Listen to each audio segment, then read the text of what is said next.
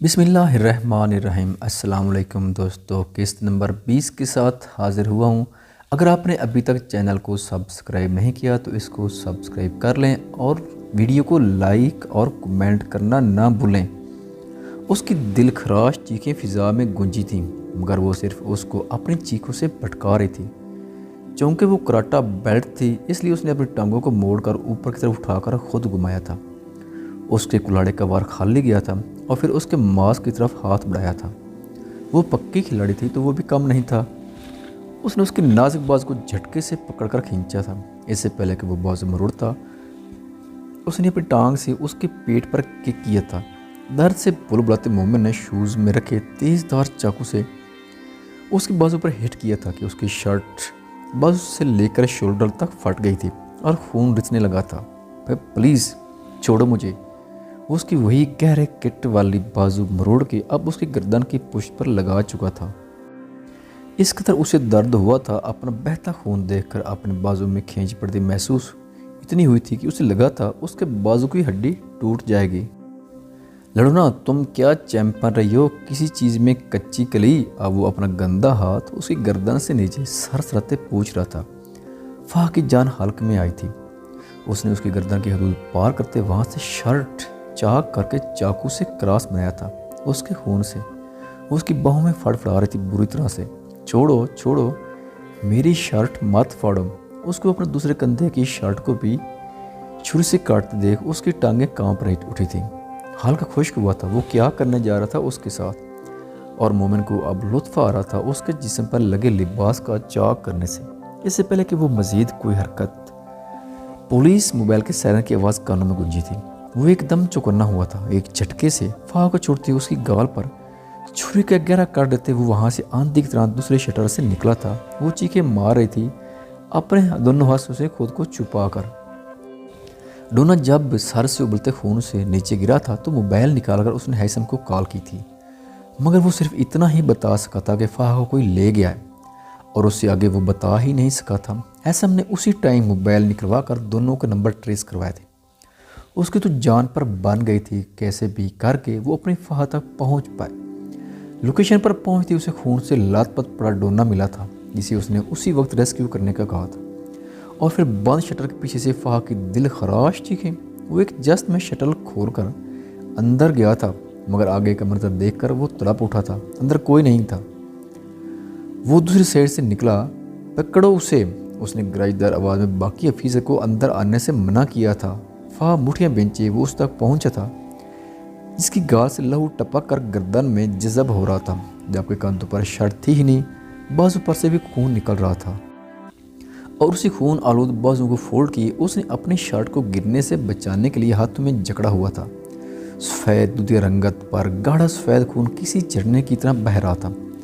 उसकी हालत देख कर ही हैसम को अंदाज़ा हो गया था कि उसके साथ बहुत कुछ बुरा होने वाला था। उसकी रगें तनी थीं। उसकी दिग्गर को हालत देख कर फाह एक जश्न में उस तक पहुंचा था। हैसम, वो मुझे मार देगा प्लीज़, वो कांपते जिस्म के साथ रोते हुए कह रही थी। खुद को छुपाते हुए इस वक्त वो जिस हालत में थी, होश में थी, यही काफ़ी था। शश, कुछ नहीं होगा फाह, कोई कुछ नहीं कहेगा। हैसम आ गया है। शश चुप, बिल्कुल नहीं रोना। उसके पास घुटनों के बल बैठते कहा था और फिर उसे सीने में भेंचा था। बड़ा बेइख्तियार लम्हा था। उसकी मोहब्बत उसके सामने जिस हालत में थी, उसका दिल चाह रहा था आग लगा दे इस शख्स को जिसने उसे जख्म दिए हैं। हैसम, वो मुझे मार देगा, छुपा लो मुझे प्लीज़। हाथों को मुट्ठी माफ़ी की तरह जोड़ते वो खौफ से उसके सीने में घुसती कह रही थी, बस फाह मत रो, मुझे तकलीफ़ हो रही है। ऐसी तो नहीं थी मेरी फाह तू स्ट्रांग है ना, फाइटर गर्ल। उसने उसके माथे से बाल पीछे करते उसकी पेशानी पर अपनी मोहब्बत की पहली मोहर शब्द करते कहा था। फिर अपनी शर्ट उतारकर उसे पहनाई थी। छोड़ो मुझे, मत करो प्लीज़, मुझे मत मारो, मेरी शर्ट मत फाड़ो। वो एक बार फिर किसी ट्रांस की कैफियत में कह रही थी और फिर होश से बेगाना हुई उसकी बाहों में झूल गई थी। हैसम ने उसकी फटी शर्ट अपनी पहनाई गई शर्ट के नीचे से खींचकर परे फेंकी थी और फिर उसके नाजुक वजूद को बाहों में उठाए बह रहा था और उसे गाड़ी में डाला था। हॉस्पिटल चलो, उसका सर अपनी गोद में रखे गाड़ी में बैठते उसने कहा था, जबकि आंखों में अब नमी चमकने लगी थी। اسی لیے کہتا تھا میں تمہیں مت کرو یہ سب پاگل، میں کیوں تمہاری کامیابی سے جلوں گا، بس اسی لیے ڈرتا تھا میں تمہیں کھونے سے، اپنی عزت کی دھجیاں اڑنے سے۔ میرے دل سے پوچھو فاتوں میں ایسا دیکھ کر کتنا سلگ رہا ہوں میں۔ اس کے گال پر سے ٹشو سے خون صاف کرتے، وہ اب اس کے چہرے کے ہر نقش کو ازبر یاد کر رہا تھا۔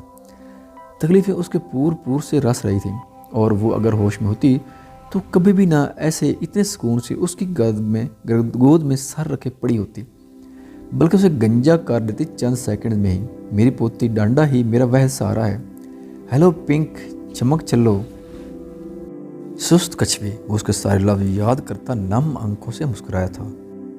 وہ جس سے شروع میں وہ خود چیڑتا تھا وہ اس کے لیے اتنی اہم ہو جائے گی اس نے کبھی سوچا بھی نہیں تھا۔ یہ لڑائی ایک محبت میں بدل جائے گی کبھی اس کے وہم و گمان میں بھی نہیں تھا۔ میڈم آپ کو پرنسپل سر بلا رہے ہیں، منتہا کو پیوا نے آ کر کہا تھا۔ جی، وہ کہتے اٹھ کر پرنسپل آفس کی طرف بڑھی تھی۔ او منتہا بیٹا، یہ مسز بشام ہے، تم ان سے بات کر لو اور ڈسکس کر لو، میں ذرا راؤنڈ لے کر آتا ہوں۔ وہ منتہا کو بیٹھنے کا اشارہ دیتے کہتے چلے گئے تھے۔ السلام علیکم، منتہا نے بیٹھتے کہا تھا۔ وعلیکم السلام۔ لڑکی، کیا تم اپنی بات سے مکرو گئی تو نہیں؟ یہ نہ ہو کہ 2 دن بعد تم اپنے وعدے سے مکر کر بھاگ جاؤ۔ سامنے بیٹھی سٹائلش سی خاتون نے کڑے لہجے میں پوچھا تھا۔ نہیں، آپ چاہیں تو جس مرضی پیپر پر سائن کروا لیں، میں صبر اور برداشت سے کام لوں گی۔ بس مجھے میرے بھائی اور تمہارے بھائی کی اسٹڈی کی ساری ذمہ داری میری ہے اور تمہاری عزت کی بھی گارنٹی دیتی ہوں۔ اس کے علاوہ تمہیں روز کھانا ہر مہینے 10,000 الگ سے ملا کریں گے انیکسی روم میں جہاں تم رہ سکو گی۔ اس کے اگر کوئی تمہاری ڈیمانڈ ہے تو بتا دو، مسز بشام نے بغیر کسی تاثر کے کہا تھا۔ نہیں، کوئی ڈیمانڈ نہیں، منتہا نے بھی بے تاثر لہجے میں کہا تھا۔ ویری گڈ، جیسا تم چاہتی ہو ویسے ہی ہوگا، مگر بدلے میں مجھے کوئی میس نہیں چاہیے، مطلب جو جیسا تم کو بتا رہی ہو ویسا ہی ہو۔ میری نیند کا تمہیں اپنی جان سے بھی بڑھ کر خیال رکھنا ہے، اور ایک بات کو میں بار بار دہرانے کی قائل نہیں ہوں۔ مسز بشام نے اپنی چیک بک نکالتے کہا تھا۔ جی، منتہا نے اپنے سامنے بیٹھی عورت کو دیکھتے رش کیا تھا۔ کیا کچھ نہیں تھا اس کے پاس؟ سب کچھ تو تھا، خوبصورتی، پیسہ، سکون، آرام، آسائشیں۔ ہاں، وہ دونوں عورتیں ہی تو تھیں، مگر وہ دونوں کی قسمتیں ایک دوسرے سے بہت الگ۔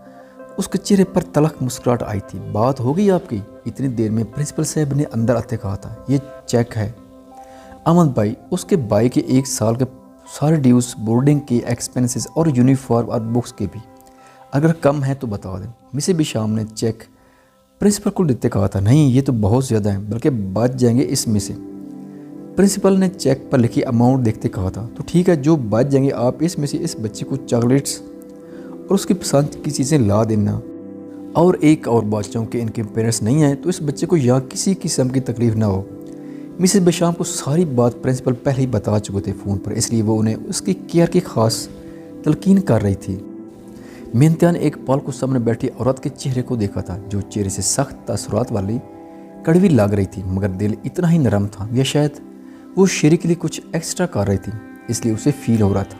جی ٹھیک ہے بھابھی، پرنسپل نے مسکراتے ہوئے کہا تھا۔ سنو لڑکی، 10 منٹ ہیں تمہارے پاس، پارکنگ ایریا میں تمہارا انتظار کر رہی ہوں، تم اپنے بھائی سے مل کر آ جانا۔ وہ آنکھ پر گوگل چڑھائے کہتی باہر نکل گئی تھی۔ جاؤ بیٹا، اللہ تمہیں ہر مشکل میں کامیاب کرے۔ پرنسپل نے منتہا کے سر پر ہاتھ رکھتے دعا دی تھی، اور وہ بھی سر ہلاتی باہر آئی تھی۔ سامنے چیئر پر شیری بیٹھا تھا، وہ چلتی ہوئی اس کے پاس آئی تھی۔ شیری، مجھے جاب مل گئی ہے، مسز بشام کے ساتھ میں ان کے گھر جا رہی ہوں، تمہیں رات تک تمہارے استعمال کی سب چیزیں مل جائیں گی، اپنا بہت سارا خیال رکھنا اور دل لگا کر پڑھنا۔ اس نے اس کا ماتھا چومتے ہوئے کہا تھا۔ اب ہم کب ملیں گے اپی؟ شیری نے برائی آواز میں پوچھا تھا۔ بہت جلد انشاءاللہ، منتہا نے اس کو سینے میں بھینتے کہا تھا۔ میں نے کبھی بھی نہیں سوچا تھا کہ میں ماما بابا کے بعد اس طرح آپ سے بھی الگ ہو جاؤں گا اور اکیلا۔ وہ بہچکیوں سے رونا لگا تھا۔ میرا بھائی بہت سٹرانگ ہے، وہ کمزور نہیں پڑ سکتا، بعض دفعہ حالات سے لڑنا مشکل ہوتا ہے، ناممکن نہیں۔ ہم ایک دن انشاءاللہ اپنی آزمائش سے ضرور نکلیں گے، تب تک میری ہمت بنے رہو، اور اب رونا نہیں، چلتی ہوں میں۔ اپنے ہاتھ سے اس کے آنسو صاف کرتے اس نے اسے تسلی دیتے کہا تھا۔ پھر اس کے گلے لگے، وہ اس کو سمجھا کر اس سے ودا ہوئی تھی اور گاڑی تک آئی تھی۔ دروازہ کھول کر سکڑی سمٹی پیچھے ہی مسز بشام کے ساتھ بیٹھی تھی۔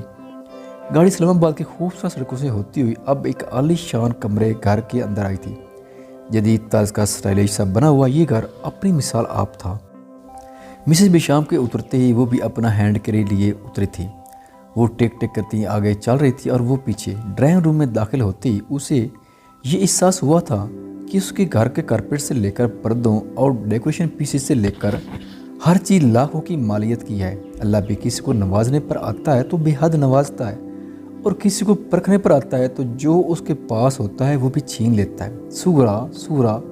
मिसेस बेशाम ने बैग सोफे पर रखे थे। बैठते मुलाजमा को आवाज़ दी थी। जी बीबी जी। मुलाजमा बोतल के जिन की तरह हाजिर हुई थी। देखो ये पिंकी की न्यू केयर टेकर है, इसको उसके रूम में पहुंचा दो और बाकी मुलाजमों की तरह उसका खाना वाना भी देख लेना।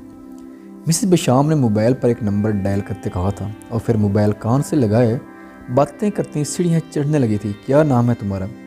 सुगरा। उसने छुई मुई सी लड़की को देखते कहा था। मिनतहा। उसने यक लफ्ज़ से जवाब दिया था। लड़की तुम्हें अपनी जान अजीज़ नहीं, क्यों अपनी ज़िंदगी तबाह करनी है? सुगरा ने राजदारी से कहा था। ज़िंदगी अपनी है ही कब, आप तो बस फ़र्ज़ है अपने कंधों पर उसके ढूंढना है खुद को कि उसकी ज़िंदगी संवर जाए। उसने गहरी सांस हवा के स्पुर्द करते कहा था। क्या मतलब? सुगरा ने नासमझी से कहा था। कुछ नहीं। मिनतहा ने उसके रोकते ही रोक कर कहा था। ये पिंकी बेटी का रूम है, किसी चीज़ की ज़रूरत हुई तो इंटरकॉम पर इतला दे देना, मैं चलती हूँ। सुगरा कहते उसे दरवाजे के पास छोड़ती खौफ से मुड़ी थी। मिनतहा ने उसके फुर्ती से भागते देखा था और फिर दरवाजे की नाव पर हाथ रख के हैंडल घुमाया था। दरवाज़ा खोल गया था। पूरा रूम पिंक कलर के रंगों से सजा था, पर्दों से लेकर बेड शीट की चादर तक, मगर पूरा कमरा फैला हुआ था। जबकि बिस्तर पर 19 साल लड़की 2 चुटियाँ बनाए ऊँधे मुँह पड़ी थी। स्लीपिंग सूट पहने मिनतहा ने ज़मीन पर बिखरे कुशन उठाने शुरू किए थे। बगैर आवाज़ किए उसे लगा कि शायद वो सो रही है। अभी वो ज़मीन पर बिखरी चादर उठाने लगी थी कि पूरे कमरे में एक भयानक हंसी गूंजी थी, जिस पर मिनतहा ने कानों पर हाथ रखे थे और खौफ से कांपने लगी थी। ये बहुत पुरानी बात है, मगर फिर भी मुझे याद है अच्छी तरह। मिस्टर वलीद खान मेरे पास आए थे ये पज़ल बॉक्स बनवाने, और पज़ल बॉक्स का डिज़ाइन भी उन्होंने ही मुझे बनाने के लिए कहा था। पज़ल कंपनी के ओनर से सितंबर ने उससे कहा था कि आपको मालूम है कि वो ये स्पेशल बॉक्सेस किस मकसद के लिए बनवा रहे थे? अरसम ने पूछा था। नॉट श्योर, बट उन्हें ये श्योर था कि एक दिन ये बॉक्सेस खुलेंगे ज़रूर। सितंबर ने कहा था। क्या मतलब? मैं समझा नहीं। अरसम ने नासमझी से कहा था। इन बॉक्सेस के अंदर जो लिक्विड जेल है मिस्टर अरसम, वो हाइड्रोजन मिक्स करने से मोल्ड हो जाएगी और फिर कुछ लफ्ज़ बनेंगे।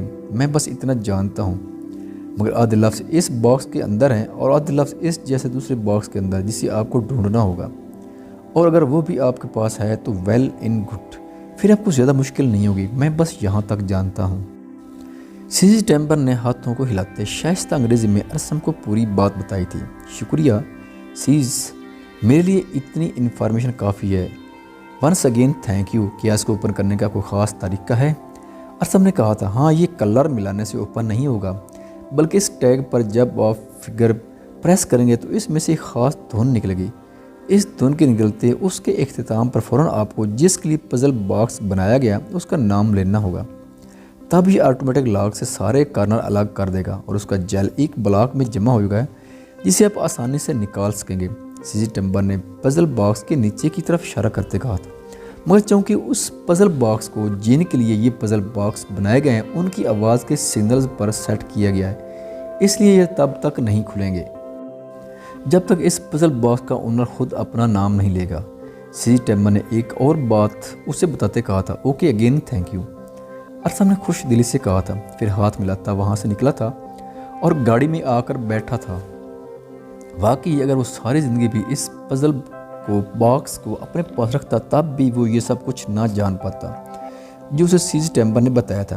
वो तो सारी ज़िंदगी उसे एक आम पज़ल बॉक्स समझकर उसके रंग मिलाता रहा था, मगर असल हकीकत को कुछ और थी। जो पज़ल बॉक्स में मौजूद जेल को आम समझ रहा था, वो पज़ल बॉक्स जेल हाइड्रोजन के साथ मिक्स होकर कुछ लफ्ज़ बनाएगी और ना जाने इन लफ्ज़ों में क्या होगा। और फिर वॉइस रेडिएशन से इस बॉक्स खुलना, वो भी म्यूज़िक धुन के आखिर में नाम लेने पर।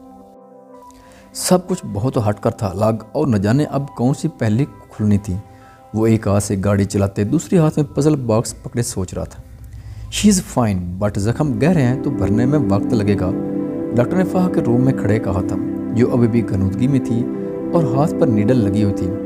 डोना के सर पर काफ़ी चोट आई थी और अब उसके सर को ब्लीड करके वहाँ स्टिच लगे थे। फाह की तरह वो भी गनूदगी में था। फाह को होश कब तक आएगा हैसम ने डॉक्टर से पूछा था। बस 10-15 मिनट तक आ जाएगा, अभी दवाइयों के ज़ेर असर हैं, डॉक्टर कहते। उसका शाना थपथपाते चले गए थे। उसने गहरी नज़रों से फहा को देखा था। रंगा जर्दी मैल हो रही थी, जबकि गाल पर बैंडेज लगी हुई थी। इस तरह बाजू पर भी बैंडेज थी और हाथों पर भी जगह जगह हल्की हल्की खराशें थीं। उसी दिन से वो डरता था, अगर वाकई उसकी इज्जत के साथ कोई खेल हो जाता तो। मौका वारदात पर खड़ी गाड़ी में सिबगा का मोबाइल मिलना उस बात की दलील थी कि वो वही सीरियल किलर था। चाह कर भी उसे पकड़ नहीं पाया था। वो सब ऑफिसर्स को चकमा देकर भाग निकला था। अगर वो बार वक्त ना पहुंचता तो क्या वो सीरियल किलर उसकी फाह को भी ऐसे ही मार फेंकता टुकड़े करके।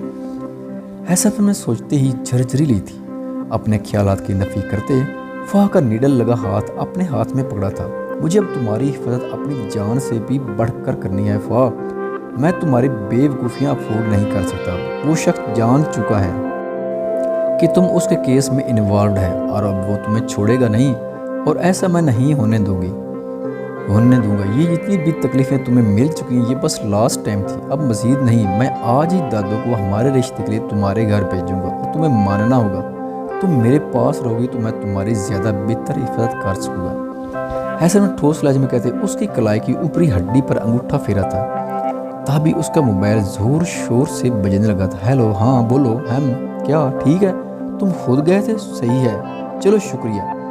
उसने पथरीले तसरात से मोबाइल जेब में डाला था और वहाँ से तेज़ी से निकला था। गाड़ी में बैठकर गाड़ी घर के रास्ते पर डाली थी। जो इन्फॉर्मेशन उसे मिली थी वो सुनकर उसका खून खोल उठा था। यानी ज़ुवैशा जिससे फ़ोन पर बातें करती थी वो कोई और नहीं बल्कि वो मोमिन था, जो उसका क्लास फेलो था और जिसका उसकी क्लास फेलो फ्री से चक्कर था और जिसका भाई नामर्द था। फिर अचानक उस वाक़े के बाद फरीब, बीरबल और मोमिन ने यूनिवर्सिटी छोड़ दी थी। तीनों लापता हो गए थे और अब जो खबर उसे मालूम हुई थी वो ये कि मोमिन ने भी अपने भाई की मोहब्बत में अपनी नामर्दी गिनवा दी थी। तो क्या वो इससे उस दिन की इंसल्ट का बदला लेने के लिए उसकी बहन का इस्तेमाल कर रहा है? मगर ज़ुवैशा से उसकी मुलाकात हुई कैसे? कब? कितने सवाल थे जो उसके दिमाग में चल रहे थे। उसका दिमाग सुन्न हो रहा था। वो कभी भी अपनी फूल जैसी बहन को इस दलदल में नहीं धकेलेगा। उसने इरादा किया था, मगर इससे पहले वो ज़ुवैशा की अच्छी खासी खबर लेना चाहता था। उसी डीढ़ बान में वो घर के इंटरेस्ट में गाड़ी खड़ी करना तेज़ी से अंदर की तरफ बढ़ा था। हैसम, इधर आओ, यहाँ देखो सवेरा आई है। मिसेस दुर्राब ने हैसम को अंदर इंटर होते देखकर कहा था। हेलो आंटी, कैसी हैं आप? हैसम सलाम करते हुए पूछा था मुस्कुरा कर। मैं तो बिल्कुल ठीक हूँ, बल्कि आज तो अपने घर के लिए खुशी मांगने आई हूँ। मगर मिसेस दुर्राब ने कहा कि वो तुम्हारे मशवरे के बगैर कोई भी फैसला नहीं ले सकती। उन्होंने मुस्कुराते हुए कहा था, दादू का हक है हम पर और मुझे उनका हर फैसला मंजूर है, मगर ऐसा क्या है जो मेरे मशवरे के बगैर नहीं हो सकता? हैसम ने ना समझ से अपनी दादी को देखते कहा था, असल में सवेरा अरसम के लिए ज़ुवैशा का रिश्ता लेकर आई हैं। भाई सच पूछो तो मुझे कोई इतराज़ नहीं, क्योंकि सवेरा की तरबियत में कोई खोट नहीं और फिर मैं इस दिन पर्सनली भी अरसम से मिली थी। मुझे तो मंजूर है, ज़ुवैशा के लिए अरसम से बेस्ट ऑप्शन कोई नहीं हो सकता। बस अब तुम्हारी हाँ की ज़रूरत है। और फिर ज़ुवैशा से भी पूछ, ज़ुवैशा की वही फ़ैसला होगा दादो जो हम सब का है, उसे क्या इतराज़ होगा भला? मगर हाँ, मुझे कुछ कहना है आप दोनों से। हैसम ने उनकी बात काटते कुछ सोचते हुए कहा था। हाँ हाँ बेटा बोलो, सवेरा रंधावा ने खुश दिली से पूछा था। आंटी मेरी बात को गलत मत लीजिएगा, मैं नहीं जानता कब कैसे, मगर आई लाइक फहा। इनफैक्ट मैं तो आज दादू से बात भी करने वाला था रिश्ते के लिए, मगर अच्छा ही हुआ आपसे भी मुलाकात हो गई। ये मत समझिएगा कि मैंने शायद रिश्ते के बदले में ये बात की है, मगर मेरे नज़दीक चाहना गलत नहीं है कि आप मुझे फहा दे सकती हैं। इसने उम्मीद भरी नज़रों से उनकी तरफ देखते कहा था। मिसेस दुर्राब ने हैसम को घूरा था। उन्हें लगा कि वो शायद वो फहा से बदले की आड़ में ये सब कह रहा है, क्योंकि रात ही तो हैसम ने उन्हें मनाया था और ये भी बताया था कि वो उसे छोड़ेगा नहीं, और उनकी नॉलेज में इजाफा भी किया था कि वो सवेरा रंधावा की भतीजी है। बेटा मैं तुम्हारी बात अरसम के आगे रख सकती हूँ, मुझे तो कोई इतराज़ नहीं। मेरी मार्श को कोई चाहने वाला मिल जाएगा तो इससे बेहतर क्या बात हो सकती है, मगर आखिरी फैसला तो उसके भाई का है। मगर तुम फिक्र ना करो, मैं पॉजिटिव जवाब ही दूंगी, उन्होंने खुश होते बताया था। आंटी मैं बहुत परेशान हूँ फहा को लेकर। एक्चुअली उसने आज हैसम में सारी बात बताई थी उनको। क्या वो ठीक तो है? زیادہ چوٹ تو نہیں آئی؟ وہ گھبرا کر اٹھی تھی۔ ریلیکس آنٹی، وہ ٹھیک ہے، مگر اب ہمیں اس کے بچپنے کو سیریس لینا ہوگا۔ کب تک اپنی بے وقوفیوں کا ہیں؟ وہ اپنے ساتھ ساتھ سب کی جان سولی پر لٹکائے گی۔ I am sorry aunty, but میں اب اسے لے کر کوئی رسک نہیں لے سکتا۔ آپ کو پتہ ہے، آپ کو نہیں پتہ، مگر اب دل پر کنندہ ہو گئی ہے، کبھی نہ اترنے کے لیے، اس نے کھلے لفظوں میں صاف اظہار کرتے کہا تھا۔ اس کے لہجے میں فہا کے لیے پریشانی اور تکلیف دے کر مسز دراب اور سویرا رندھاوا گہرا مسکرائی تھی۔ Haitham, I will promise you, تمہاری فا تم تک ضرور پہنچے گی، سویرا رندھاوا نے اس کی طرف دیکھتے ٹھوس لہجے میں کہا تھا۔ Thank you aunty for trusting me, اس نے تشکرانہ لہجہ اپناتے کہا تھا۔ اٹھو یہاں سے، وہ چیخی تھی۔ ریلیکس بیبی، یہ پلین ہے، تمہارا رندھاوا پیلس نہیں، ارحام نے اس کے کاندھے پر دوبارہ سر رکھتے کہا تھا۔ ارحام، میرے صبر کو مات آزماؤ، سارا اٹھاؤ اپنا، اس نے فنکارتے ہوئے کہا تھا۔ کیا ہو گیا ہے بیبی؟ بولا تو ہے کہ گھر پر کس کر دوں گا، اب پلین میں سب کے سامنے اچھا تھوڑی لگتا۔ لپ ٹو لپ کس، اس نے قدرے اونچی آواز میں ارد گرد کے لوگوں کو اپنی شگفتہ انگریزی میں بولتے سنواتے ہوئے کہا تھا۔ اس کی اور اپنے لب پر باری باری فگر رکھتے۔ جنہوں نے نہیں بھی سنا تھا انہوں نے بھی سن لیا تھا اور مشکوک نظروں سے اسے دیکھنے لگے تھے۔ تمہیں بہت مزہ آتا ہے نا مجھے ایسے ذلیل ہوتے دیکھتے، اس نے لوگوں کی نظروں کو خود پر گرتے دیکھ آنکھوں میں آنسو لاتے پوچھا تھا اسے۔ تو تم بھی میری بات مان لو، اس نے اس کاندھے پر پھر سے سر رکھا تھا، لب گردن والے سائڈ پر رکھ کر مدہوش ہوتے نرم گرم سانسوں کے ساتھ جان لیوا لمحہ چھوڑتے کہا تھا۔ ارحم پلیز، وہ اس کی اس طوفانی بارش سے سنسناتی ہوئی التجا کرنے لگی تھی۔ اب اس کی ریڑھ کی ہڈی بھی سنسنا رہی تھی۔ شٹ اپ ایشو، 2 منٹ میں میری گود میں آ جاؤ ورنہ آئی سویئر سب کے سامنے لپ کس کر لوں گا، اس نے باقاعدہ ٹھوس لہجے میں دھمکی دی تھی۔ وہ جانتی تھی وہ ٹلے گا نہیں، جو کہا ہے کرے گا، اور اب اسے اس کی گود میں ہر حال میں بیٹھنا ہی ہوگا۔ گالوں پر لڑتے آنسوؤں سے وہ اپنی سیٹ سے اٹھتی، اس کی گود میں بیٹھتی کانپتے ہوئے۔